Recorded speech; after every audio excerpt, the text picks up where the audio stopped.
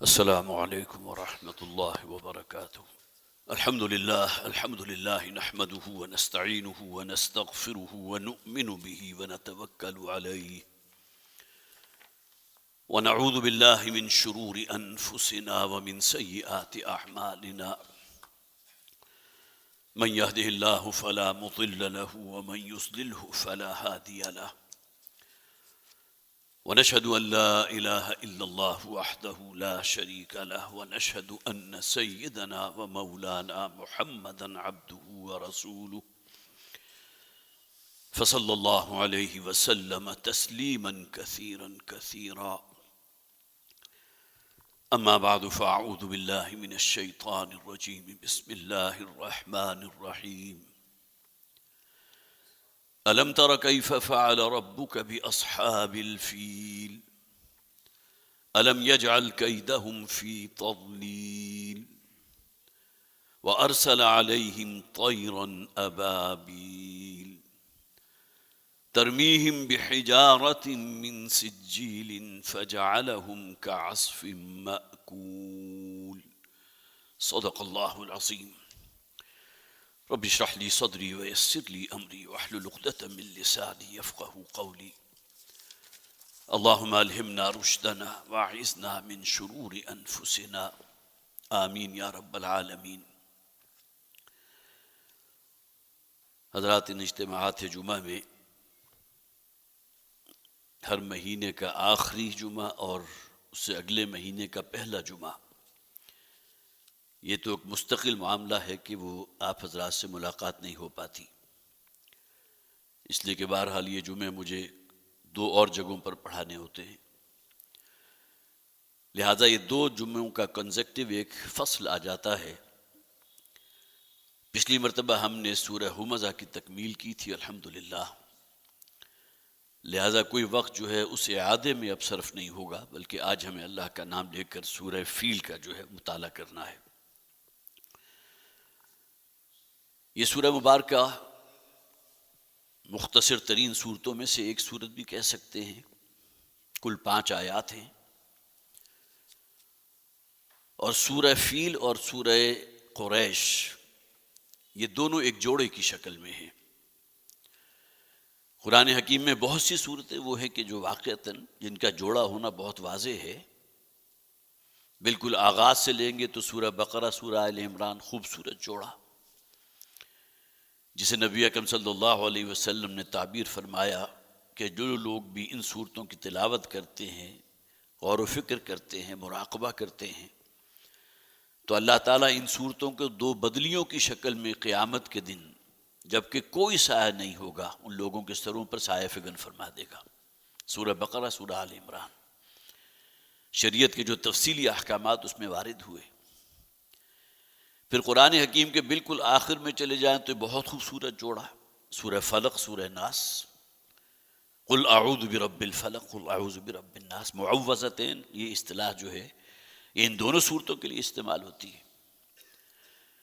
قرآن کے بالکل وسط میں آئے تو بہت ہی خوبصورت جوڑا ہے، سورہ بنی اسرائیل، سورہ کہف.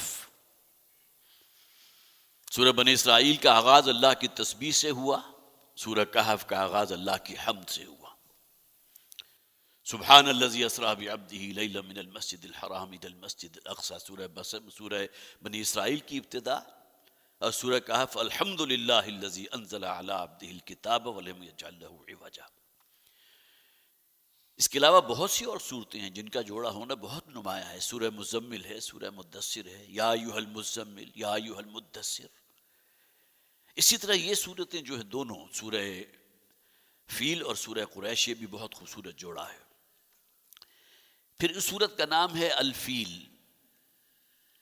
اور اس میں کوئی اختلاف نہیں ہے کہ فیل ہاتھی کو کہتے ہیں.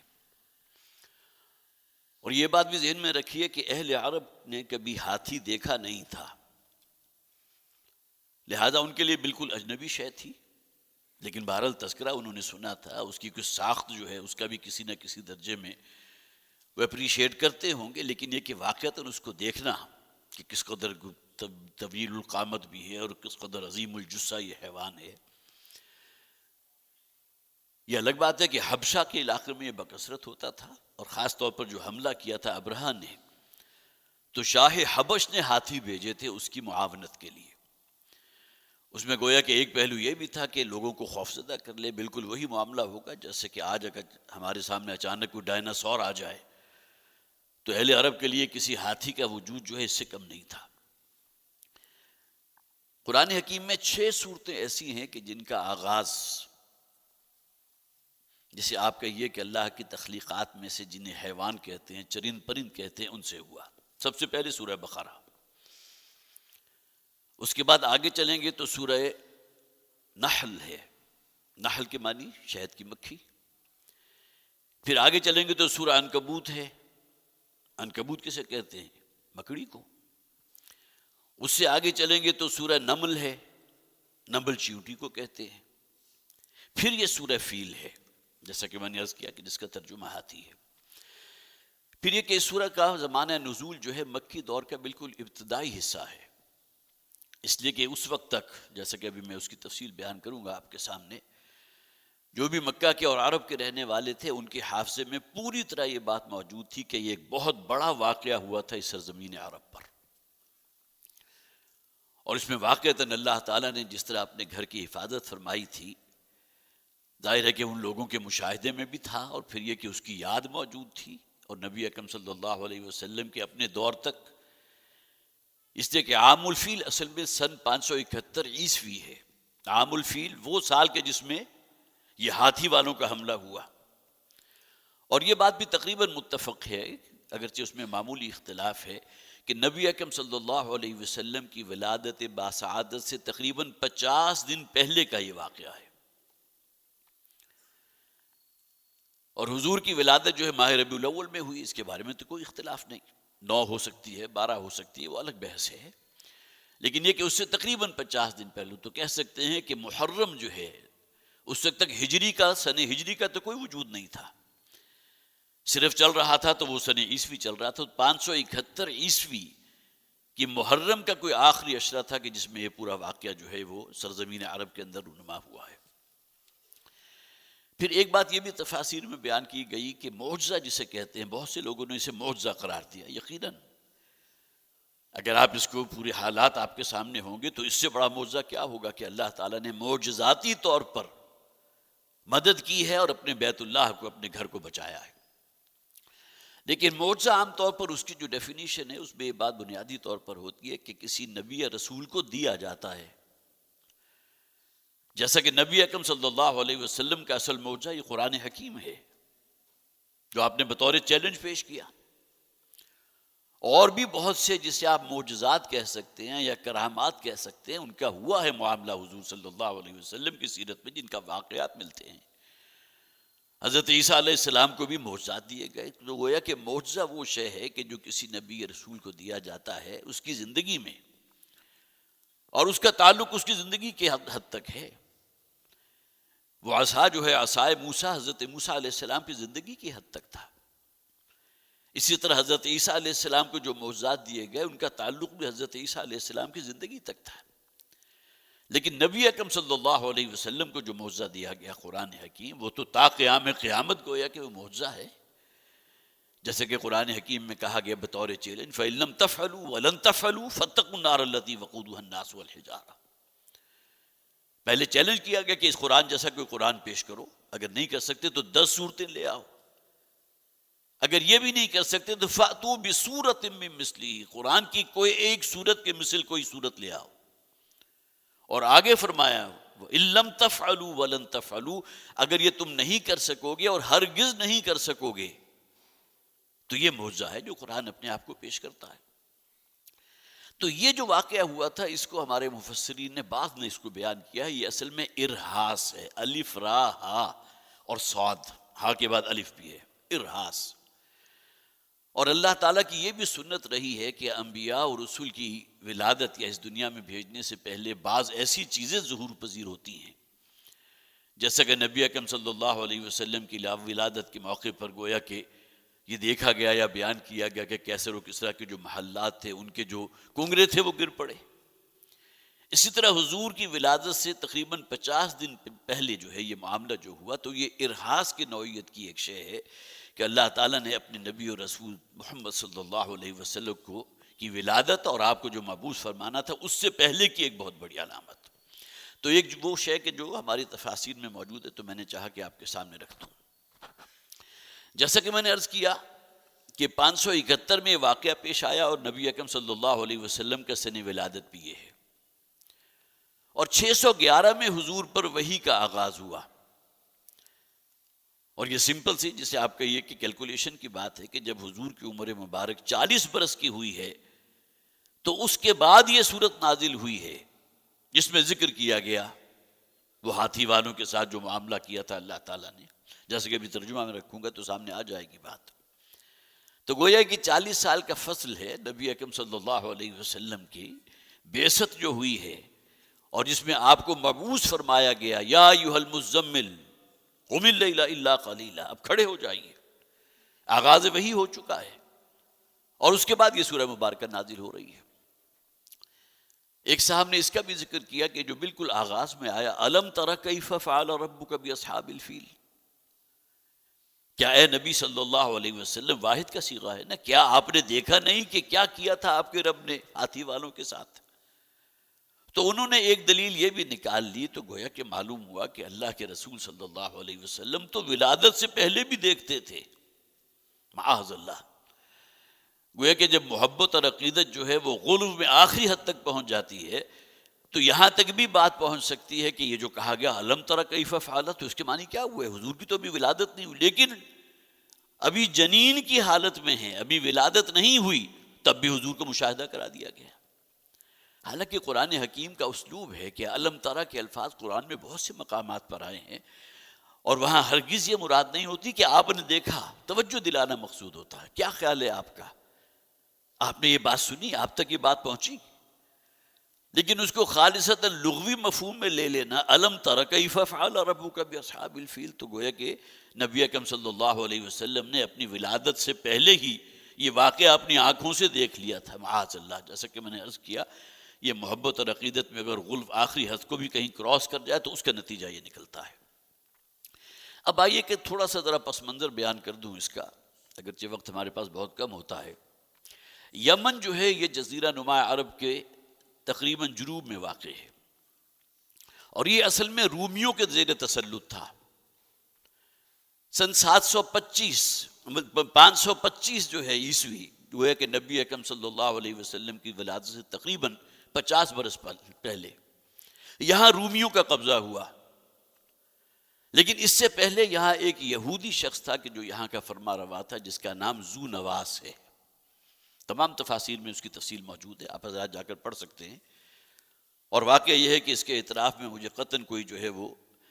نہیں ہے کہ اس میں بہترین جو تفسیر بیان کی گئی ہے وہ تفہیم القرآن میں مولانا مودودی رحمۃ اللہ علیہ کی ہے، بہت ہی تفصیل کے ساتھ. تو ذو نواس چونکہ یہودی تھا، تو یہاں کے علاقے میں جو بھی عیسائی تھے، اس وقت تک تو حضور کی بعثت ہی نہیں ہوئی تھی. مسلمان ہونے کا گویا کہ حضور پر ایمان لانے والا تو کوئی شخص بھی موجود نہیں تھا نا. لیکن اس وقت تک کا دین حق کیا تھا؟ وہ عیسائیت تھی.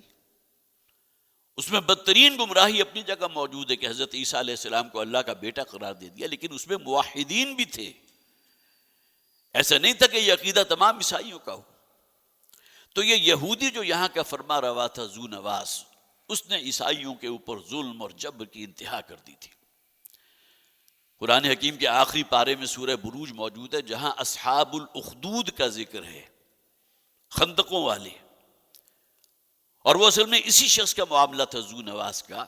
کہ اس نے سزا دینے کا یا عیسائیوں کو جو ہے ٹارچر کرنے کا یہ طریقہ ایجاد کیا تھا کہ بڑی بڑی خندقیں کھود کر انہیں آگ سے جو ہے بھر دیا جاتا تھا، اور پھر عیسائیوں کو جو ہے اس میں زندہ جلا دیا جاتا تھا. اصحاب الاخدود النار ذات الوقود، سورہ بروج کا مطالعہ کیجئے تو پورا واقعہ وہاں جو ہے بالکل نکھر کے سامنے آ جائے گا. تو اصحاب الاخدود کا جو معاملہ تھا وہ بھی اسی ذو نواس کی وجہ سے ہوا. لیکن یہ کہ جب اس کے ظلم کی جو ہے داستانیں پہنچی ہیں شاہ حبشہ تک، تو اس نے پھر وہاں سے حملہ کیا ہے اور اس کے بعد یمن پر قبضہ کیا، اور یہاں پھر مسلط کیا گویا کہ ان کے اوپر ایک حکمران، وہ کہ جو عیسائی تھا. اگرچہ بہت سے مشرکین وہاں موجود تھے یمن کے اندر، اور ظاہر عرب کے اندر تو مشرکین کا گڑھ تھا، وہاں بیت اللہ ہے، بیت اللہ میں 360 بت موجود ہیں، ہر قبیلے کا کوئی نہ کوئی نمائندہ بت جو ہے وہ بیت اللہ کے اندر موجود ہے، اور ظاہر ہے ان کا مرکز و محور وہی تھا، وہی جمع ہوتے تھے، وہاں طواف کرتے تھے، وہاں ان کے نام پر نذرانے ہوتے تھے، بڑا کوئی بھیڑ چڑھایا جاتا تھا، یہ سب کچھ ہوتا تھا بیت اللہ کے ساتھ۔ تو شاہ حبش نے جب حملہ کیا ہے اور اس کے بعد پھر یہاں گویا کہ رومیوں کے جو ہے وہ حکومت جو ہے وہ مسلط ہو گئی اور ان کا تسلط ہو گیا، تو ان کا بادشاہ جو ہے گویا کہ شاہ حبش نے مقرر کیا ابرہہ نامی ایک شخص کو۔ اب یہ گویا کہ 525 میں جب کہ یہ حملہ ہو گیا، اس کے بہت بعد کی بات ہے، اب درمیان کا جو پیریڈ ہے اس کا میں ذکر نہیں کر رہا، لیکن یہ کہ خاص طور پر چونکہ ابرہہ کا تعلق اس واقعے کے ساتھ ہے تو لہٰذا اس سے میں اب بات کو آگے لے کر چل رہا ہوں۔ ابرہہ نے جب یہاں کی جو ہے وہ باغ ڈور سنبھالی اور یہاں کا اختیار اسے حاصل ہوا، یہ چونکہ عیسائی تھا اور اس کے نظروں میں کھٹک رہا تھا بیت اللہ، جو پورے عرب کا ایک محور اور مرکز بن گیا، اگرچہ وہاں بدترین شرک موجود تھا، ابھی تو حضور کی بعثت بھی نہیں ہوئی، توحید کہاں سے آئے گی وہاں، لیکن اس کی آنکھوں میں کانٹے کی طرح کھٹکتا تھا کہ تمام عرب قبائل جو ہے وہاں جاتے ہیں، وہاں جا کر نذرانے دیتے ہیں، اس کی بھیڑ چڑھاتے ہیں، اس کے بعد سب کچھ کرتے ہیں ان کے لیے، اپنی دیویوں دیوتاؤں کے لیے۔ تو اس نے ایک پلاننگ یہ کی کہ یمن کا جو دارالخلافہ تھا صنعاء، وہاں اس نے ایک کلیسا تعمیر کرنے کا ارادہ کیا، اور وہ کلیسا اس نے ایسا بنایا کہ جس کے اندر سونے جواہرات کا بھی بڑا بکثرت استعمال تھا، عالی شان اس کی بلڈنگ بنائی، اور خاص طور پر جو یمن کے رہنے والے جو تھے عیسائی جو ہیں، ان کے لیے تو گویا کہ ایک معبد بن گیا، وہ تو چرچ ہے، کلیسا ہے، وہاں وہ عبادت کرتے تھے، لیکن یہ کہ اس نے مشرکین جو وہاں یمن میں موجود تھے ان پر بھی پابندی لگا دی کہ اب تم میں سے کوئی شخص جو ہے بیت اللہ نہیں جائے گا، بلکہ اسے اگر کچھ اللہ سے مانگنا ہے تو اس کلیسا میں آئے۔ اچھا، اب ظاہر ہے کہ یہ بات جو ہے اہل عرب کے لیے ایک بہت ہی تکلیف دہ بات تھی کہ جب اس شخص کے عزائم کا انہیں معلوم ہوا کہ یہ اصل میں اس کے بالکل پیرلل، بیت اللہ کے پیرلل جو ہے اس نے ایک بہت ہی بڑا ایک کلیسا تعمیر کیا ہے، اور اس کی خواہش یہ ہے کہ بیت اللہ کو ختم کیا جائے اور اس کے بعد جو ہے لوگوں کی توجہات اس طرف ہوں، تو کسی ایک عربی نے، اب یہ بھی کہا جا سکتا ہے کہ وہ مکہ کا رہنے والا ہوگا، کسی قبیلہ کا رہنے والا ہوگا، یا یہ بھی کہا جا سکتا ہے کہ وہی یمن کا رہنے والا کوئی مشرک شخص تھا، اس لیے کہ مشرک کا لفظ جب استعمال ہوتا ہے تو ہم اسلام کے مقابلے میں کرتے ہیں، جبکہ اس وقت تک اسلام کا اس معنی میں کہ نبی اکرم صلی اللہ علیہ وسلم کی بعثت تو ابھی ہوئی نہیں، لیکن اس کی عقیدت اور محبت بیت اللہ کے ساتھ تھی، تو اس دل جلے شخص کے دل میں کوئی بات آئی اور وہ کسی ایک رات جو ہے کوئی نقب لگا کر جو ہے اس کلیسا میں داخل ہوا اور وہاں جا کر کوئی نجاست بھی پھیلا دی، اور بعض روایات میں یہ ہے کہ اس کے ایک حصے میں اس نے جا کر آگ بھی لگا دی۔ اچھا، یہ بات بھی بہرحال اپنی جگہ، جس طرح ہمارے ہاں بھی عام طور پر ہوتا ہے کہ کارروائی خود کی گئی تاکہ ہمیں جواز مل سکے کہ ہم اس کے خلاف کوئی اٹیمپٹ کر سکیں، تو اس بات کا بھی امکان موجود تھا کہ وہیں کے رہنے والے کسی عیسائی نے یہ کام کیا اور الزام جو ہے ان مشرکین کے سر کے اوپر تھوپ دیا کہ جن کا مرکز بیت اللہ تھا، اور اس نے پھر اعلان کر دیا کہ اب میرے اس کلیسا کی جو بے حرمتی ہوئی ہے، وہاں نجاست پھیلا دی گئی ہے، وہاں کے ایک گوشے کو آگ لگا دی گئی، اب میں اس کو برداشت نہیں کر سکتا، اور اس نے کہا کہ اب تو میں بیت اللہ کو جب تک ڈھا نہیں دوں گا میں چین سے نہیں بیٹھوں گا۔ اس کے بعد پھر اس نے وہ لشکر تیار کیا، تقریباً تمام ہی تفاسیر میں 60,000 کی فگر ہے، جس پر واقعتاً یقین کرنے کو جی نہیں چاہتا کہ آج سے 1,500 برس پہلے 60,000 کا لشکر، اور کہاں یمن بالکل جنوبی گوشہ، اور کہاں اور آپ اگر آگے چلیں تو کتنے آگے شمال میں جا کر جو ہے اس کا ارادہ ہے، اس درمیان میں لکوں تک صحرا ہے، بیابان ہے، تو 60,000 کا لشکر جو ہے، مختلف روایات جو ہمیں پتہ چلی ہیں۔ اب اس شخص نے ارادہ کر لیا تو ظاہر ہے کہ جتنے بھی قبائل تھے، اب جو انہیں معلوم ہوا کہ 60,000 کا لشکر وہاں سے روانہ ہو رہا ہے، اور سب سے عجیب بات یہ تھی کہ اس میں جو ہے 12 ہاتھی، اور ان میں ہاتھیوں کا جو سردار تھا جس کا نام جو ہے تمام مفسرین نے لکھا، محمود اس کا نام تھا، اور یہ شاہ حبش کا اپنا پرسنل ہاتھی تھا جو اس نے بھیجا تھا، گویا کہ 13 ہاتھیوں کا ایک دستہ ہے اور اس کے ساتھ 60,000 کی افواج ہے، اور بڑے جو ہے وہ تن تراک کے ساتھ وہ نکلا ہے یمن سے کہ میں جب تک بیت اللہ کو مسمار نہیں کروں گا، گویا کہ یہ وہ آخری بات تھی جو اس نے طے کر لی۔ وہ منزلیں طے کرتا ہوا، وہ 60,000 کا لفظ جو ہے ابھی بھی میرے ذہن میں اتنی بڑی فگر جو ہے ایک دفعہ ایک اعتبار سے جو ہے بڑی ایک ہیبت طاری کر رہی ہے کہ 60,000 بہت بڑی بات ہوتی ہے۔ آپ کو معلوم ہے کہ جو غزوہ احزاب جو ہوا تھا تو اس میں تمام عرب جتنے بھی حلیف قبائل تھے وہاں مکہ کے والوں کے، تو وہ کل لشکر جو بنا تھا وہ 12,000 کا تھا، تو اس سے بھی گویا کہ 5 گنا زیادہ تعداد تھی اس لشکر کی جو ابرہہ لے کر اپنے وہاں سے یمن سے روانہ ہوا۔ بہرحال راستے میں کسی کے اندر یہ ہمت نہیں تھی کہ اس کا مقابلہ کر سکتا، لہذا وہ منزلوں پر منزلیں طے کرتا ہوا بالکل جو ہے مکہ کے قریب میں جو وادی مینا ہے، جس کو آج بھی وادی محصر موجود ہے، کہ جہاں وہ تباہی ہوئی تھی اللہ تعالیٰ کی طرف سے وہ کنکریاں جو ہیں جو برسائی گئی تھی اور تمام کو بھوس کر کے رکھ دیا گیا تھا، وہ وادی آج بھی موجود ہے۔ اور نبی اکرم صلی اللہ علیہ وسلم نے فتح مکہ کے بعد جب واپس آ رہے تھے یا یہ کہ کسی اور موقع تھا، تو آپ نے اپنے ساتھیوں سے کہا تھا تیزی کے ساتھ گزر جاؤ اس وادی میں سے، اس لیے کہ یہ وادی وہ ہے کہ جہاں ہاتھی والوں کے ساتھ جو ہے اللہ تعالیٰ نے عذاب کا معاملہ کیا تھا۔ بہرحال وہاں تک پہنچ کر اس نے پھر پڑاؤ ڈال دیا، اور وہاں سے اس نے اپنے ایک نمائندے کو بھیجا کہ جاؤ اور جا کر جو ہے انہیں بتا دو، جو بھی وہاں کے سرکردہ جو بھی سردار ہیں، اس وقت عبد المطلب جو نبی اکرم صلی اللہ علیہ وسلم کے دادا تھے وہ وہاں موجود تھے بطور سردار، کہ جا کر ان کو بتا دو کہ میرا ارادہ کسی شخص کو کوئی تکلیف پہنچانے کا نہیں ہے، میں جنگ اور لڑائی کے ارادے سے آیا ہی نہیں، میرا تو صرف ایک ٹارگٹ ہے، میرا ایک ہدف ہے، اور وہ یہ کہ میں بیت اللہ کو مسمار کرنا چاہتا ہوں، بس اس کے بعد میں واپس پڑا جاؤں گا۔ اب جب یہ ایلچی پہنچا ہے یا اس کی طرف سے جو بھی انہوں نے ہرکارہ دوڑایا تھا عبد المطلب کے پاس، اور جا کر ان سے بات کی ہے کہ اس طرح یہ اب بالکل تقریباً فاصلہ جو ہے 8-10 کلومیٹر سے زیادہ کا فاصلہ نہیں ہے اس وادی کا کہ جہاں آ کر اس لشکر نے پڑاؤ کیا تھا بیت اللہ سے، تقریباً 8-10 کلومیٹر ہو گئے، اس سے زیادہ نہیں ہوگا۔ تو اسی اثناء میں یہ ہوا کہ عبد المطلب کے کچھ اونٹ جو ہیں جو اس وقت مضافات میں کہیں چر رہے تھے، بعض روایات میں ان کی تعداد 100 آئی ہے، بعض روایات میں 200 آئی ہے، تو اس کے جو لشکری تھے ابرہہ کے، انہوں نے ان پر قبضہ کر لیا۔ اب ظاہر ہے کہ 60,000 کے لشکر کو کھانے پلانے کے لیے بھی تو آخر خوراک چاہیے نا، رستے میں انہوں نے جو کچھ بھی کیا ہوگا اس کی تفصیل کا نہ وقت ہے نہ اس کے بارے میں سوچنے کی ضرورت ہے، لیکن یہ کہ یہ 200 اونٹ جو تھے ان پر اس نے قبضہ کر لیا۔ اب جب یہ ہرکارہ پہنچا عبد المطلب کے پاس اور آ کر کہا کہ یہ ابرہہ نے یہ پیغام دے کر مجھے بھیجا ہے کہ مجھے صرف بیت اللہ کو مسمار کرنا ہے، میں کسی شخص کی جان نہیں لینا چاہتا، اب میرے لیے جو ہے مجھے ایزی جو ہے وہاں تک پہنچ دے دو۔ تو اب عبد المطلب جو ہے خود چل کر آئے اس ایلچی کے ساتھ اور ابرہہ کے پاس پہنچ گئے۔ اور یہ بات بھی ذہن میں رکھیے کہ حضور کے دادا بہت وجیح انسان تھے، سرخ و سفید رنگت، بہت قد و قامت، جس طرح آپ کسی وجیح شخص کو دیکھتے ہیں اور اس کی ایک عظمت اور ہیبت آپ کے دل کے اوپر قائم ہوتی ہے، یہی معاملہ عبد المطلب کا بھی تھا، حضرت عبد المطلب کہہ لیجیے۔ اب جب یہ پہنچے ہیں اور جا کر جب مکالمہ ہوا اور اس نے کہا ابرہہ نے کہ میرا صرف یہ معاملہ ہے، تو روایات میں یہ ہے، اب روایات حضرت عبداللہ ابن مسعود رضی اللہ تعالیٰ عنہ، حضرت عبداللہ ابن عباس رضی اللہ تعالیٰ عنہ سے مروی روایات احادیث میں موجود ہیں کہ جب حضرت عبد المطلب نے یہ کہا کہ بھئی تم کعبہ کے ساتھ جو کرنا چاہتے ہو وہ تو اللہ اس کا مالک ہے، انا رب الابل، اونٹوں کا مالک میں ہوں، یہ 200 اونٹ پر جو تم نے قبضہ کر لیا اس کا مالک ہوں، وہ میرے اونٹ میرے واپس کرو۔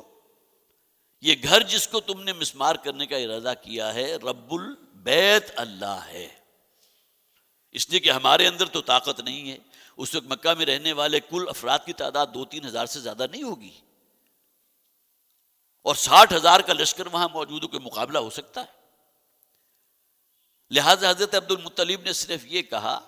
اور اس کے جواب میں ابرہہ نے یہ کہا کہ آپ کو دیکھ کر اور آپ کی شخصیت سے متاثر ہو کر اور آپ کی وجاہت سے متاثر ہو کر مجھے آپ سے یہ امید نہیں تھی کہ آپ کو اپنے اونٹوں کی فکر ہوگی، اللہ کے گھر کی کوئی فکر نہیں۔ اب یہ بھی دیکھیے کہ ان کے ایمان کی گہرائی ہے، انہیں یقین تھا اس بات پر کہ اللہ اس کی حفاظت کرے گا، اور روایات میں یہ ہے کہ جب اس شخص نے وہ اونٹ واپس کر دیے تو حضرت عبد المطلب جو ہے واپس آئے ہیں بیت اللہ کا جو ملتزم ہے وہاں کھڑے ہو کے انہیں اللہ سے دعا کی ہے، پروردگار ہم اس فوج کا مقابلہ نہیں کر سکتے، لہٰذا یہ گھر تیرا ہے، تو ہی اس کی حفاظت فرما۔ یہ کہا اور تمام مکہ والوں سے یہ کہہ دیا کہ اب یہ جو قریبی جو بھی کوئی پہاڑیاں سی ہیں، چٹانیں ہیں، ان کے اوپر چڑھ جاؤ، اپنے گھروں کو خالی کر دو، اس لیے کہ اگر وہ شخص آئے گا تو اس کے ساتھ اتنی فوج ہے، وہ جو قرآن میں بھی کہا گیا نا کہ جب یہ فوجیں داخل ہوتی ہیں کسی بستی کے اندر تو پھر وہاں جو ہے تباہی اور بربادی کرتی ہیں، فساد پھیلاتی ہے، جو عزت دار لوگ ہیں ان کو ذلیل کرتی ہیں۔ تو لہذا انہوں نے کہا کہ عافیت اسی میں ہے کہ تم اپنے گھر والوں کو لے کر اور ضروری سامان خورد و نوش لے کر 4-5 دنوں کا پہاڑوں پر چلے جاؤ، اس مکے کو خالی کر دو۔ یہ کہہ کر عبد المطلب جو ہے وہاں سے رخصت ہوئے اور اس کے بعد جو ہے اپنی فیملی کو بھی لے کر اور تمام جو بھی عرب کے وہاں مکہ کے رہنے والے تھے وہ اپنی اپنی فیملیز کو لے کر پھر وہ پہاڑوں پر چڑھ گئے۔ ابھی یہ معاملات چل ہی رہے تھے کہ یہ عرب کو، اگر آپ کا مکہ آپ کے ذہن میں ہو تو اس کے مغرب میں ہے ریڈ سی، جسے آپ بحر احمر کہتے ہیں، تو مغرب کی طرف سے کچھ پرندوں کے جھنڈ آتے ہوئے نظر آئے۔ اب اس کی کیفیت بھی احادیث کے اندر موجود ہے کہ وہ پرندے ایسے تھے کہ جو اہل عرب نے کبھی دیکھے نہیں تھے، جس طرح یہ کونجیں ہوتی ہیں اور بہت قسم کے جو ہے عصفان ہوتے ہیں جو آسمان پہ چل رہے ہوں، بڑی قطاروں کی شکل میں ہوتے ہیں، تو ہم نے تو نہیں دیکھے، ہم میں سے کوئی شخص اگر دیکھے تو ایک دم متعجب ہو جاتا ہے۔ تو یہی معاملہ انہوں نے کہا حضرت عبداللہ ابن عباس رضی اللہ تعالیٰ عنہ کہ اس قسم کا پرندہ ہم نے، وہ تو اس وقت موجود نہیں تھے لیکن سنی ہوئی بات وہ بتاتے ہیں، اہل عرب نے کبھی نہیں دیکھا تھا۔ ان کے سر جو ہیں شکاری پرندوں کی طرح تھے، جس طرح فالکن ہے یا عقاب ہے یا شاہین ہے، اور بقیہ جسم جو ہے وہ کبوتروں کی طرح تھا۔ حالانکہ کبوتر کے جسم کے ساتھ جو سر لگا ہوتا ہے وہ بڑا معصوم ہوتا ہے۔ کبھی آپ نے کبوتر کو یا فاختہ کو قریب سے دیکھا ہو تو ایک معصومیت اور اس کے اندر جو ہے جھلکتی نظر آتی ہے۔ اس کے مقابلے میں اگر کوئی شاہین کا یا جو عقاب ہے اس کے چہرے کو آپ دیکھیں تو اس کے اندر آپ کو جو ہے غلظت نظر آتی ہے، ایک جسے آپ کہیے کہ وہ خون چوسنے والا انداز نظر آتا ہے۔ تو اس قسم کے پرندے تھے، اور ہر پرندے کی چونچ کے اندر ایک سنگریزہ تھا اور 2 سنگریزے ان کی پنجوں کے اندر تھے۔ گویا کہ آپ یہ کہہ سکتے ہیں یہ آسمانی میزائل تھے جو اللہ تعالیٰ نے کنکریوں کی شکل میں ان پرندوں کے ذریعے اس قوم کے اوپر بھیجے، اور دیکھتے ہی دیکھتے جو ہے وہ پورا کا پورا جو ہے وہ پرندوں کا غول جو ہے اس نے جو ہے وہ چھا گیا اس لشکر کے اوپر، اور اس کے بعد وہ پتھروں کو انہوں نے اپنی چونچ سے بھی گرانا شروع کیا، اپنے پنجوں کو بھی ڈھیلا کر دیا۔ اور ان پتھروں کا معاملہ یہ پتھر نہیں سنگریزے، بلکہ اس کی جو روایات ملتی ہیں نبی اکرم صلی اللہ علیہ وسلم کی، گویا کہ حیات کے بعد بھی بہت سے لوگ وہ تھے کہ جنہوں نے وہ سنگریزے سنبھال کر رکھے ہوئے تھے، اور اس کا سائز جو ہے مٹر کے دانے سے زیادہ نہیں تھا، چنے کا دانہ یا مٹر کا دانہ، اور گہری سیاہ جو ہے وہ سرمئی رنگت کے وہ سنگریزے تھے، اور اس میں اللہ تعالیٰ نے کیا جو ہے ایک تاثیر رکھی ہوئی تھی کہ جیسے ہی وہ جو بھی کسی گھوڑے پر سوار ہے یا ہاتھی پر سوار ہے اس کے جسم پر جو ہے وہ اڑتا تھا تو پورے جسم کو چھیدتا ہوا وہ ہاتھی کے جسم میں داخل ہو جاتا تھا، اور دیکھتے ہی دیکھتے وہ ہاتھی بھی اور اس کے اوپر جو سوار ہے، یا گھوڑا اور اس کے اوپر جو سوار ہے، یا اگر کوئی شخص پیدل ہی ہے اس کے اوپر اگر وہ کنکری گری ہے تو دیکھتے ہی دیکھتے جو وہ ہلاک ہو جاتا تھا، اور اس کے بعد اس کا جسم جو ہے گلے سڑے ہوئے جس طرح آپ جھاگ کی شکل اختیار کر لیتا تھا۔ اب یہ وہ چیزیں ہیں جو اہل عرب کے ہاں پوری طرح جسے آپ کہیے کہ معلوم تھی، ان کے مشاہدے میں تھی، اور یہ کہ یاد کے طور پر جو ہے ان کے حافظے کے اندر موجود تھی۔ اب بہرحال ہوا یہ ہے، اس کے اصل میں ابھی مطالعے کی نوبت نہیں آئی، صرف اس کا پس منظر میں بیان کر رہا ہوں، بہت سی چیزیں اس کے درمیان میں بھی انشاءاللہ سامنے آ جائیں گی، لیکن یہ ایک بہت ہی جسے آپ کہیے کہ ایسا واقعہ تھا کہ جس کی وجہ سے ایک دھاگ بیٹھ گئی پورے عرب کے اندر۔ اس سے پہلے بھی چونکہ بیت اللہ کے متولی تھے، جس قبیلے کا بھی کوئی بت یا دیوی یا دیوتا وہاں موجود تھا، جب وہ قافلے ان کے جاتے تھے تجارتی شام کی طرف یا یمن کی طرف تو ان کے قافلوں پر ہاتھ نہیں کوئی ڈالتا تھا، اس سے کہ بیت اللہ کے متولی ہیں، کہیں انہیں لینے کے دینے نہ پڑ جائیں۔ لیکن اس واقعے کے بعد تو پھر گویا کہ وہ معاملہ ایسی دھاگ بیٹھی ہے کہ اللہ تعالیٰ نے جس طرح اپنے اس گھر کی حفاظت کی ہے کہ اس کے بعد بہت محفوظ اور مامون کے قافلے گزرتے تھے، اور کسی کو ہمت نہیں ہوتی کہ ان کے اوپر کوئی ڈکیتی کر سکے، کوئی راہزنی کر سکے، کوئی قتل و غارت کر سکے۔ بہرحال یہ پورا واقعہ جو میں نے آپ کو سنا دیا مختلف تفاسیر سے اس کو میں نے اخذ کیا تھا، اور اس میں کوئی اختلاف نہیں، اگرچہ بعض باتیں ایسی ہیں جو اختلافی ہیں، اس پر انشاءاللہ اگلی مرتبہ گفتگو ہوگی۔ بہرحال اس صورت کا مطالعہ آپ بھی کیجئے، اس کے لیے کسی تفسیر کا بھی، جیسا کہ میں نے عرض کیا تفہیم القرآن کا اگر مطالعہ کریں گے تو 4-5 صفحوں کے اندر بہت ہی مدلل انداز میں جو ہے وہ مولانا مودودی رحمۃ اللہ علیہ نے اس پر گفتگو کی ہے۔ اللہ تعالی ہمیں قرآن حکیم کو سمجھنے کی، اس پر عمل کرنے کی توفیق عطا فرمائے۔ بارک اللہ لی ولکم فی القرآن العظیم ونفعنی وایاکم بالآیات والذکر الحکیم۔ پھر تنظیم اسلامی کے امیر جناب شجاع الدین شیخ صاحب کی طرف سے یہ جو پریس ریلیز ہمیشہ یہاں پڑھ کے سنائی جاتی ہے وہ میں آپ کو سنا رہا ہوں۔ اس کا عنوان ہے امریکہ کی سرپرستی میں جمہوریت کانفرنس شعبدہ بازی کے سوا کچھ بھی نہیں۔ یہ بات تنظیم اسلامی کے امیر شجاع الدین شیخ صاحب نے کہی ہے کہ امریکہ کی سرپرستی میں جاری ورچوئل جمہوریت سمٹ 2021 پر تبصرہ کرتے ہوئے کہا کہ پاکستان کا اس امریکی کانفرنس میں شریک نہ ہونے کا فیصلہ قابل تحسین ہے۔ اللہ کا شکر ہے کہ پاکستان کے امریکہ کے چنگل سے نکلنے کی تاثرات ظاہر ہو رہے ہیں۔ ظاہر ہے کہ شریک نہیں ہو رہا تو معلوم ہوتا ہے کہ جو ایک انہیں تسلط حاصل ہے ہمارے اوپر، اس سے کچھ نکلنے کی فکر بھی ہے۔ حقیقت یہ ہے کہ افغانستان میں عبرتناک شکست کے بعد دنیا بھر میں امریکہ کی ساکھ بری طرح مجروح ہوئی ہے، اس میں کوئی شک نہیں۔ علاوہ ازیں چین کی بڑھتی ہوئی اقتصادی اور عسکری طاقت اور امریکہ کے ہر گزرتے دن کے ساتھ مزید خراب ہوتے ہوئے اندرونی حالات اب یہ ثابت کر رہے ہیں کہ امریکہ اب واحد سپریم پاور آن ارتھ نہیں رہا، اور امریکہ کا یہ خواب اب شبندہ تعمیر ہوتا نظر نہیں آ رہا۔ اس کانفرنس کے اہداف جابرانہ حکومت کا گھیراؤ، کرپشن کا خاتمہ اور انسانی حقوق کا پرچار بیان کیے جا رہے ہیں، لیکن حیرت کا مقام ہے کہ خود امریکہ اور کانفرنس میں شامل بھارت اور اسرائیل کا شمال ان اقدار کے لحاظ سے بدترین ممالک میں ہوتا ہے۔ جس طرح انسانی حقوق کو پامال کیا جا رہا ہے، جس طرح حق تلفی ہو رہی ہے، اس میں اسرائیل کو دیکھ لیجیے اور بھارت کو دیکھ لیجیے جو مسلمانوں کے ساتھ سلوک ہو رہا ہے۔ امریکہ کا اس کانفرنس میں چین اور روس کو دعوت نہ دینا اور تائیوان کو دعوت دینا صرف صاف ظاہر کرتا ہے کہ امریکہ کا سجایا ہوا یہ میلہ صرف اپنی طاقت کے اظہار کا ایک مظہر ہے۔ انہوں نے کہا کہ پاکستان کی خارجہ پالیسی کا بنیادی اصول یہ ہونا چاہیے کہ وہ بین الاقوامی معاملات میں تمام فیصلے دوسروں کے دباؤ کو رد کر کے صرف اپنے ملکی اور قومی مفادات کے تحت کرے۔ سبحانک اللہم و بحمدک